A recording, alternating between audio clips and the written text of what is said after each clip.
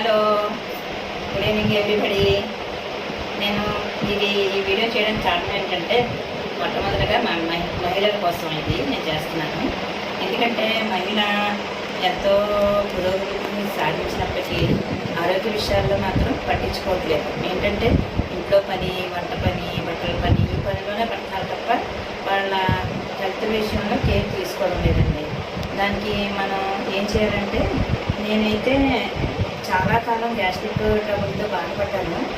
ఒక 2007 నుంచి 2025 వరకు మెడిసిన్ వాడుతూనే ఉన్నానండి.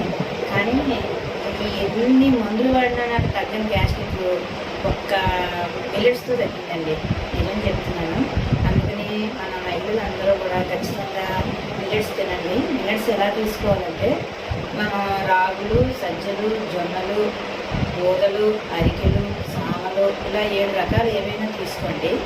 అవన్నీ కూడా ఈక్వల్ పార్ట్స్ తీసుకొని అవన్నీ దేనికి దానికి కడిగి ఆరబెట్టి వేపి వాటిని అన్నీ కలిపి మిక్స్ చేసుకోండి. అందులో ఓట్స్ కూడా ఒక గ్లాసు రాగులు వేస్తే ఓట్స్ ఒక పావు గ్లాస్ చాలండి.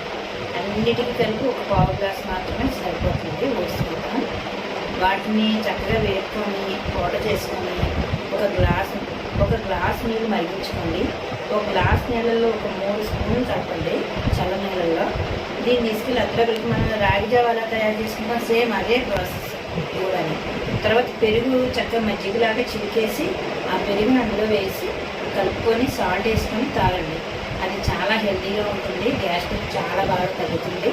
నేను స్వతహాగా అనుభవించి చెప్తున్నానండి. ఇది ఎవరో చెప్పింది కాదు. నెక్స్ట్ ఏంటంటే, మనం ఎంతసేపు వైట్ రైస్ మీద ఇంట్రెస్ట్ చూపిస్తాం. కానీ మనసు వైట్ రైస్ వదిలి వీటిని తిన్నాం అలవాటు చేసుకుంటే దీని మీదకే వెళ్తుంది మనకి. ఎందుకంటే వైట్ రైస్ వల్ల కార్బోహైడ్రేట్స్ ఎక్కువ ఉంటాయి. దానివల్ల కాళ్ళు నొప్పులు వస్తాయి, దానివల్ల పొట్ట వస్తుంది, దానివల్ల అనేక రకాల మైనస్లు ఎక్కువ ఉన్నాయి తప్ప దానివల్ల మనకు పాజిటివ్స్ అయితే ఎక్కువ లేవు.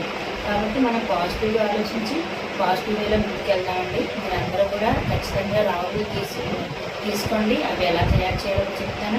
ఈరోజు నేను ఈ మిల్లెట్స్ కోసం చెప్పాను. రేపు దినాన్ని నేను సీడ్స్ ఎలా చేసుకోవాలో చెప్తాను. సీడ్స్ పౌడర్ ఎలా వాడాలో చెప్తాను. ఈ రోజుకి ఇది వినండి చాలు. బాయ్.